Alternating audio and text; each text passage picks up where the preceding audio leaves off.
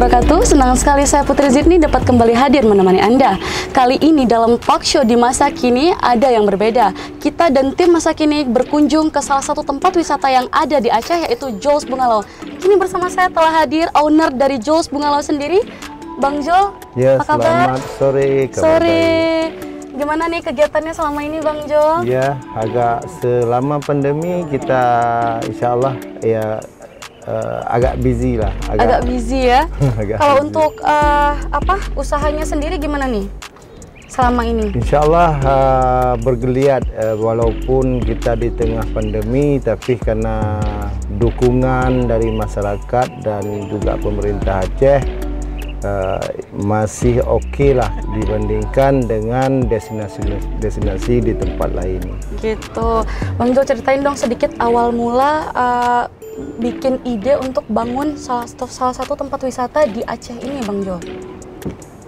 Ya, ini memang ceritanya panjang. Jadi dulu waktu pertama saya setelah kembalinya dari Italia, saya kebetulan melihat Aceh ini ada sesuatu dan sangat indah yang mungkin tidak ada di tempat lain, dengan panorama alamnya, dengan apa yang ada di Aceh. Karena kita di sini ada beberapa yang bisa kita jual seperti surfing, juga pantai, juga alam bawah laut, apalagi kita juga punya gunung.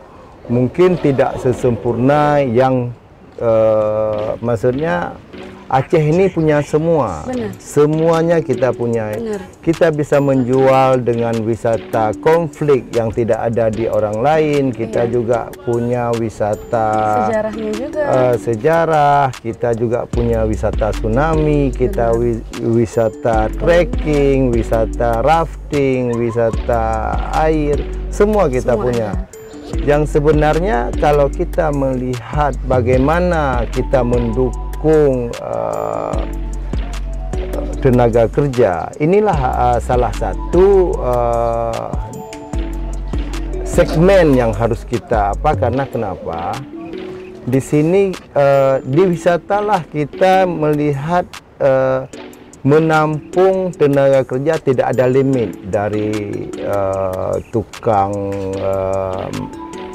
banyak di sini, dari driver, perhotelan, kemudian kuliner juga, kemudian ikut di belakangnya juga dengan pertanian, dengan perkebunan, karena begitu hidup pariwisata adalah bahan yang dibutuhkan itu terlalu banyak. Jadi segmen ini sangat menguntungkan. Yang pertama pemerintah Aceh, juga masyarakatnya. Jadi yang menarik di Aceh adalah kemarin pemahaman tentang pariwisata adalah kemarin itu identik dengan birahi, selangkangan dan lain-lain. Padahal wisata tidak menciptakan itu. Kita menciptakan maksudnya alam ini diciptakan oleh Allah supaya kita wajib bersyukur. Benar. Di sini makanya saya melihat kenapa orang berasumsi bahwa wisata itu identik dengan melanggar syariah, padahal tidak. Karena di sini tidak ada sedikit pun yang melanggar tentang itu. Itu saya rasa sangat menarik di sini tentang wisata. Karena di sini kita tidak menciptakan maksiat di sini, tapi menciptakan lapangan kerja baru dan sambil beribadah. Benar, dan memanfaatkan sumber daya alam yang sudah ada gitu ya. Benar, benar. Kalau boleh tahu nih, Bang Jol sendiri pernah tinggal di Italia selama berapa lama? Saya menetap di sana sekitar 10 tahun lebih kurang. Ya. Kalau boleh tahu nih, di Italia tuh apakah ada keperluan atau gimana? Kemarin kita hanya karena di sini, karena itu daerah kita kemarin konflik, jadi kita mencari, mungkin ada prinsip dari saya adalah di setiap hujan itu pasti ada redanya, di setiap peperangan juga pasti ada jedanya. Jadi saya mungkin menimba ilmu di sana karena segmen yang saya pilih, karena saya orang pesisir. Jadi segmen yang saya pilih, negara yang saya pilih adalah Italia yang notabene-nya hampir sama dengan Aceh. Ya. Gitu ya. Nah, kalau untuk konsep restorannya sendiri nih, dapat ide dari mana sih Bang Jo? Ya, ini karena kita banyak traveling, banyak melihat sesuatu di luar. Jadi konsep yang di luar itu kita adopsi dan kita bawa pulang ke Aceh. Tapi kita tetap tidak meremehkan, maksudnya kita tetap membawa keacehannya di sini. Biarpun seperti rumah ini, misalnya ini memang bukan konsepnya Aceh, tapi ada menarik di sini karena daun rumbia juga kita pergunakan, daun yang tidak ada di tempat lain. Ini iya, kan ini kan ya. Ini daun juga. Rumbia ya. Ini memang khas Aceh ya, daun khas rumbia Aceh, ini ya. Tidak ada di tempat lain. Orang mungkin kalau Bali mempergunakan mungkin ilalang, tapi kita tetap mempergunakan ada hal yang bagus ya. Gitu ya. Nah, kalau misalkan untuk varian makanannya sendiri nih Bang Jo, apa sih menu favorit di sini yang best sellernya? Best seller ya ada ikan peteto, maksudnya polo di peteto ini sebenarnya ayam yang dimasukkan oven, dia dimasak dengan api yang tidak terlalu besar juga, tapi dia butuh waktu. Tapi ini makanan ini khusus buat yang lansia atau yang diet untuk tidak mau gemuk, atau juga untuk bagus sekali untuk orang yang fitness, karena kita tidak ini dengan kita buat dengan garlic atau bawang putih, dan kita tidak mengoleskan minyak lain. Jadi dia masaknya dengan minyak healthy food ya. Masaknya juga dengan minyak zaitun atau gimana? Ini kita tidak taruh apa-apa. Dia masak dengan minyak dia sendiri. Jadi gitu. Ya, dia masak. Karena ini saya lihat ada basilnya juga, ada oreganonya juga ya. Oregano itu memang khasnya Italia. Jadi kita di setiap makanan itu, baik spaghetti atau pizza, itu ada oreganonya memang. Kalau untuk makanannya, untuk healthy foodnya, apakah cuman ini aja atau ada menu lainnya juga? Kita juga di sini ada pizza, kemudian ada ikan segar. Ikan segar kita tidak ada bahan pengawet, jadi dari keramba langsung kita matikan dengan es. Jadi itulah yang jadi kita, fresh ya. Fresh, benar-benar. Pengunjung juga bisa pilih sendiri nih ikannya. Bisa, benar-benar. Wow. Benar. Jadi ini kalau misalkan untuk polo de potato ini sendiri, proses memasaknya berapa lama nih Bang Jo? Ini butuh waktu minimum 2 jam, 2 atau 3 jam ya. Jadi kalau misalkan pengunjung datang terus mesen, berarti harus nunggu 2 jam nih? Harus. Tapi kita ada trik yang lain untuk mempercepat. Kita masak itu pagi setengah matang.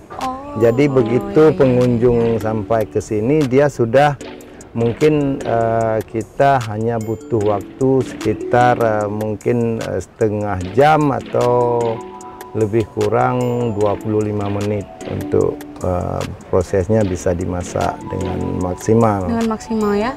Nah, dari list menu yang tadi beberapa Bang Jo sebutkan kan itu mengangkat western ya, temanya western ya. Kalau untuk tradisionalnya ada nggak kira-kira? Kita sebenarnya karena market ini kan masalah market lagi. Karena market hari ini dia memang bukan, sebenarnya ini kita sudah pernah coba menu tradisional juga dulu. Tapi karena market mintanya seperti ini, karena we sell what the market want.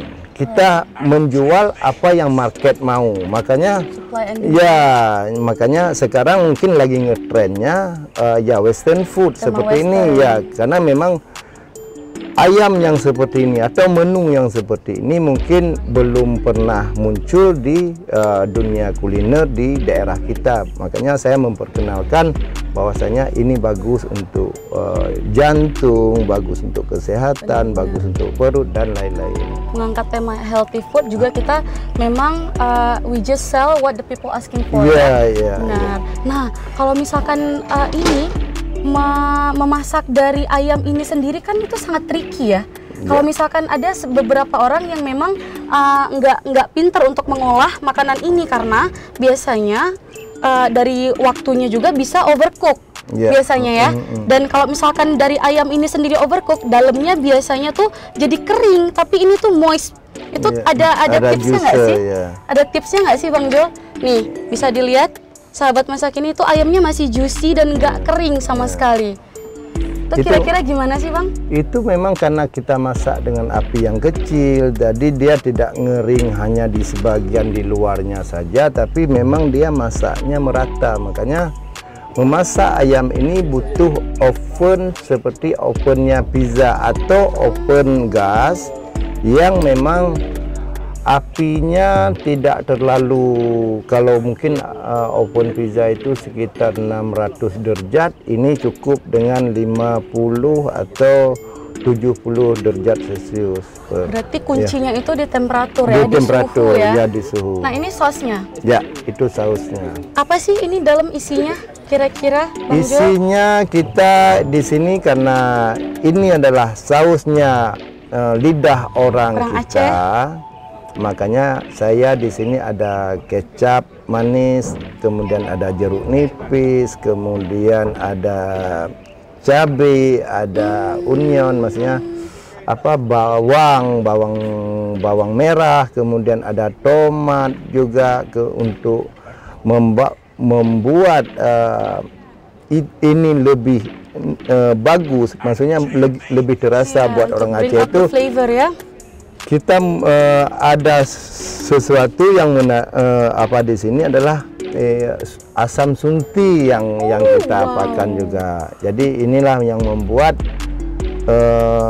apa saus ini spesial. Bisa kena untuk ayam ala Eropa, tapi dia tetap ayam Aceh gitu. Unik ya, karena unik. Ayam ini kan tadi apa namanya, healthy food yang memang khas Italia, tapi dipadu dengan saus tradisional, sambal kecap kalau kita tahunya ya. Sambal kecap itu kan biasanya bahannya itu cuman bawang putih, bawang merah, tomat dan jeruk nipis ya, tapi ini ada tambahan suntinya juga ya, yang menjadi ciri khas di Joel's Bungalow ini sendiri, sahabat masak ini.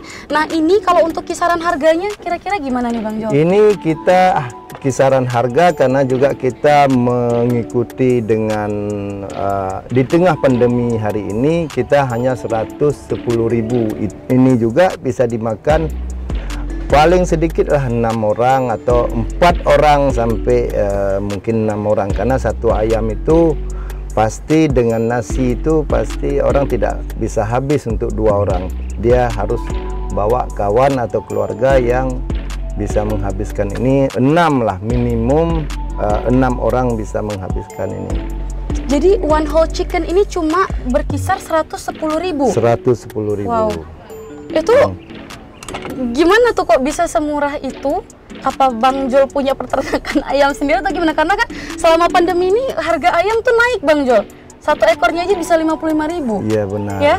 Ini tapi kok bisa semurah itu? Inilah maksudnya kita memikirkan juga karena yang kita upgrade hari ini di tengah pandemi, semua orang bisa bahagia dan juga bisa mencicipi, biarpun buat kita masyarakat Aceh lah daging sesuatu yang spesial, itu maksudnya agak mewah, tapi inilah yang terdapat hari ini. Maksudnya kita memikirkan ini di tengah pandemi ini semua orang bisa berbahagia dengan uang yang limited. Benar sekali. Jadi memang kita nggak perlu merogoh kocek yang sangat mahal untuk mendapatkan ayam yang sangat istimewa ini ya.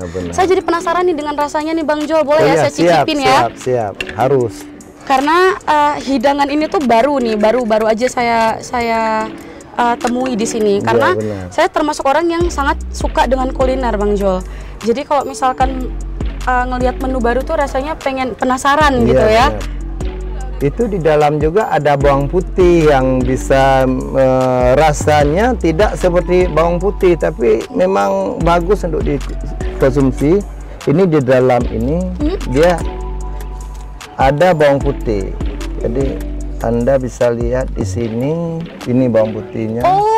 Ya, jadi dia rasanya memang seperti kentang, dia tidak rasa lagi bawang putih. Ini. Ya. Nah, sahabat masak ini. Jadi di dalam ayam ini tuh ada bawang putih ya. Ya, Itu ya. kenapa tuh ditaruh Yang bawang putih di dalam membuat situ? rasa dagingnya tidak bau amis dan juga untuk kesehatan juga, karena bawang putih bagus untuk kolesterol. Unik memang rasanya ya, Unik, karena ya benar. si saus ini tadi katanya kan tadi masuk asam sunti ya ke Iya, dalam sini, benar, tapi benar. sama sekali nggak ada rasa asamnya Iya, gitu. iya, benar, Tapi rasanya tuh memang nggak bisa kita jelaskan ya, karena memang unik gitu rasanya Bang Jol ya. Nah, dari makanan kita beralih nih ke minuman Bang Iya, Jol. benar. Kalau untuk minumannya sendiri, menu yang terbest sellernya apa? Best seller untuk sementara ya, karena ini kita segmennya pantai ya, tetap kelapa. Karena kenapa kelapa? Gitu. Karena mungkin ada orang berasumsi bahwa perlu kelapa karena banyak dehidrasi dan lain-lain. Tetapi inilah segmen yang ada di pantai hari ini. Kita punya fresh kelapa, dan juga ini membantu petani di sekitar ini. Dengan membeli kelapa berarti kita yang pertama bisa membantu ekonomi rakyat di sekitar sini, bisa membantu ekonomi dan menciptakan juga lapangan kerja. Kenapa? Juga ini disukai oleh semua kalangan. Iya. Ya. Karena kalau misalkan turis pun datang ke sini pasti nyarinya kelapa. Kelapa, Karena di ya. negara mereka tuh nggak ada fresh coconut ya. Iya, iya, Jadi benar. mereka ke Aceh itu khusus untuk nyobain si kelapa yang Kelapa, sangat ya, fresh benar. ini ya. Di sana tuh mereka minuman dari kelapa itu kalengan. Ya, jadi mereka ya. tuh penasaran banget sih seperti apa sih rasa Kalaupun kelapa. mereka di sana bukan konsumsinya bukan kelapa, kalaupun mereka konsumsi kelapa tapi kelapa yang dah tua, mereka makannya milnya apa namanya, susu yang terdapat di Iya. dalam kelapa Coconut tua milk, itu ya. coconut Kalau milk. kita taunya santan sahabat masak ini. tapi Ya, kalau misalkan coconut milk itu di luar negeri itu sangat terkenal ya, apalagi kalau misalkan Starbucks luar negeri itu Iya, pasti benar, menggunakan benar. coconut milk Coconut untuk milk, minumannya. iya, benar. Kalau kita cendol Bang Jol ya, Cendol, pakai santan untuk minuman. Iya. Oke Bang Ya, Jol, oke. dari minuman udah bahas makanan. Nah, mau nanya nih sedikit Bang Jol. Jadi selama pandemik ini ada nggak sih keluh kesahnya? Yang sebenarnya kita segmennya kemarin sebelum pandemi adalah Western. Jadi waktu kemarin itu begitu kita Westernnya tidak jalan lagi karena tidak bisa masuk lagi ke Indonesia. Jadi saya harus merubah market waktu itu. Setelah lockdown kemarin itu kita juga berdiskusi dengan staff bagaimana merubah. Karena untuk merubah market turis, maksudnya turis asing sama lokal adalah hal yang seperti langit dan bumi jauhnya. Karena kenapa? Mereka kan paket, jadi juga mereka orangnya tidak banyak, tapi kualitasnya bagus bagi saya pembisnis. Karena mereka bagi mereka itu menjual paket, jadi per orang itu 2 jutaan. Kalau ada orang tinggal di sini 10 orang, berarti omset saya itu sekitar 20-an. Ya. Nah, dari situlah kita bangkit, karena kenapa kita tidak boleh wait and see, hanya menunggu kapan dibukanya kembali turis yang dari mancanegara. Tourist attraction. Ya, jadi saya di sini karena nama besar saya mungkin sudah ada di orang, mungkin sudah tahu dengan Jol Bungalow, tapi tidak tahu tempatnya di mana. Makanya saya meng-hire beberapa dari Instagram, dan kita tahu di tengah pandemi juga dan sebelum pandemi kita tahu bahwasanya banyak Instagramer yang memoto adalah tempat-tempat yang misalnya yang untuk booth foto. Orang ke tempat destinasi itu hanya melihat ada booth yang bisa difoto dan menari. Makanya sebelum pandemi saya tidak ada ini karena segmen saya lain. Tapi setelah pandemi, maksudnya setelah ini berlalu, maksudnya pandemi, di tengah pandemi kita harus melihat, oh ini segmennya Instagramer. Jadi saya harus membuat jembatan yang tidak ada air, saya harus membuat boat yang maksudnya yang seperti itu, yang seperti di depan itu, yang di depan itu, boat Flying Dutchman. Jadi memang berbeda dari lain, kemudian rumah-rumah seperti inilah yang keunikannya. Makanya apa yang saya lakukan ini sebenarnya bukan keinginan saya, ini keinginan market. Market memintanya seperti ini, jadi saya harus merespon. Kalau tidak, saya harus gulung tikar. Pariwisata Aceh tidak akan berkembang kalau tidak kita punya ide, karena wisata hari ini bukan wisata hanya memanggil, juga kita harus ada ide kreatif. Apa? What he can see, what he can eat, dan lain-lain. Iya. Memang karena sebagian entrepreneur itu harus sangat memastikan itu market value-nya stabil, dan juga harus mengikuti perkembangan zaman juga ya, karena sosial media itu memang berperan sangat penting sekarang ya. Karena di masa-masa saya dulu, semasa saya masih menciptakan di tahun 1995 dulu, itu mempromosikan wisata itu dengan saya ke Thailand kemana-mana bawa brosur. Jadi di brosur itu ada tulis informasi, di mana ada tulis informasi kita tempel. Jadi di sana kita selalu nulis how to get there. Maksudnya bagaimana Anda dapat ke Aceh dari Pinang Baris naik bus nomor setelah sampai kan dulu terminal bus itu di Stui. Jadi dari situ itu nyambung lagi dengan Sedako, Labi-Labi nomor 4, baru Anda sampai ke Johor Bungalow. Begitulah cara promosi dulu. Tapi di zaman hari ini, zaman yang sudah serba digital, kan semakin mudah. Kalau kita tidak bisa mengikuti zaman ini, dan zaman ini akan meninggalkan kita. Begitu zamannya sudah meninggalkan kita, berarti kita ditinggalkan oleh ekonomi. Kita akan tertinggal dengan ekonomi, dengan semua edukasi, semualah. Karena ilmu ini penting. Karena tidak semua juga ilmu, kita mendapatkan ilmu itu di sekolah. Seperti saya misalnya, ya kan. Saya ini kan lebih dari mendapatkan ilmu itu di lapangan, langsung turun, dan saya dengan diterpa dengan goncangan semua itu, saya harus bertahan. Karena kenapa? Seperti begini, ini contoh misalnya, ada satu pelajaran di universitas atau di apa, seperti kita membaca buku bagaimana cara berenang. Jadi sedangkan kita tidak pernah praktek bagaimana berenang itu. Begitu kita, cara berenang harus mengayunkan tangan. Begitu kita mempraktekkan, pasti saya yakin itu akan tenggelam kayak batu. Karena kenapa? Kita tidak pernah turun di lapangan. Tapi saya adalah di lapangan dulu, baru saya melihat, oh ini yang harus saya tukar. Ini, oh segmen ini yang harus saya ubah. Itulah yang saya dapat untuk hari ini. One last questions. What the things that make you sure that your business is one of a kind, different than others? Karena kan kita tahu nih, di Lampu ini banyak banget usaha yang hampir sama nih dengan Jules Bungalow ya. Karena di sana juga kita tahu ada juga bungalow, ya kan? Apa nih yang buat abang sangat yakin kalau misalkan ini tuh beda dari yang lain gitu? Yang sebenarnya yang membedakan itu tidak ada bedanya. Yang namanya pariwisata itu di mana-mana sama. Yang tujuannya adalah untuk mendapatkan income.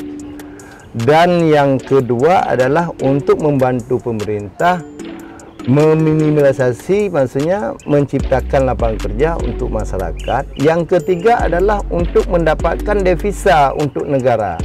Ini adalah tujuan daripada pariwisata. Jadi tidak ada beda pariwisata di Bali sama pariwisata di Lombok, dan pariwisata di Banyuwangi sama pariwisata di Danau Toba. Benar. Semua hanya kita bagaimana melihat jelinya, bagaimana kita memilih segmen, bagaimana kita memilih market. Mungkin hari ini market yang seperti ini tidak ada di tempat lain, karena beda sudut pandang saja, ya. Mungkin di sana orang berpandang wisata itu identik dengan uang, padahal bukan. Wisata ini bagaimana kita diwajibkan untuk senyum, diwajibkan untuk kita diajak untuk bersih, diajak untuk semua. Karena segmen wisata lah yang saya pikir yang tidak pernah merusak alam. Ini yang membuat saya kenapa bukan maksudnya di wisata sana kok begini. Ya karena sudut pandang orang, cara melayani tamu itu mungkin dengan kategori yang salah. Karena kita diwajibkan, kalau di dalam Islam itu juga kita harus wajib tersenyum, wajib bersih. Bersih itu kan sebahagian daripada iman. Jadi ini yang kita nampakkan kepada edukasi wisata, bagaimana wisata ini memang tidak pernah merusak alam, tidak melanggar dengan syariah, semua itu tidak ada. Hanya mungkin orang belum mengerti apa pariwisata dan bagaimana pariwisata. Ini yang sebenarnya sangat menarik. Saya di sini misalnya hanya satu cita-cita saya di sini, bagaimana saya bisa bermanfaat untuk orang banyak. Itu saja cita. Bukan mau menjadi orang kaya, mau menjadi orang hebat, bukan. Bagaimana saya bermanfaat untuk orang lain, walaupun untuk nyamuk sekalipun. Begitulah kira-kira. Jadi kalau misalkan bahas tentang pariwisata nih Bang Joel, Aceh ini kan kita nih termasuk dari 5 kota terbaik dari wisata halalnya sendiri nih Bang Joel. Yang sangat disayangkannya adalah ada beberapa orang yang beranggapan bahwa kenapa sih masyarakat Aceh tuh nggak memanfaatkan alam yang udah tersedia gitu. Karena alam yang sangat indah ini bisa dijadikan ide bisnis yang sangat menarik dan juga menguntungkan gitu. Tapi kendalanya adalah karena kita kota syariat, ya. Kalau misalkan kita bikin sesuatu yang hal misalnya seperti Bali, Omnia ataupun apa yang ada di Bali gitu, mengikuti tren sana, kita terkendala dengan syariat itu sendiri gitu.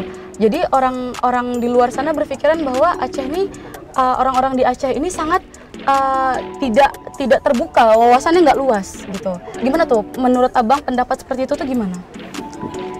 Memang inilah perlu edukasi, karena begini, Aceh itu bukan Bali dan Bali itu juga bukan Aceh. Yes. Jadi kita punya market dan kita bisa memilih di sini. Kita negara, maksudnya daerah yang syariah, walaupun kita memang di sini kita sudah melihat. Jadi market yang ada di kita itu adalah market yang Asia, misalnya Malaysia, Singapura, Thailand, Brunei. Ngapain kita harus hunting yang market yang seperti Bali? Karena Aceh ini bukan Bali. Mungkin kalau segmennya Bali itu adalah segmen Eropa, Australia. Tapi kita kan juga, kalau kita hanya mengcopy paste kita harus dapat tamu seperti itu, tidak mungkin. Karena kita inilah bagaimana melihat wisata ini dengan Islam. Islam itu kan rahmatan lil alamin.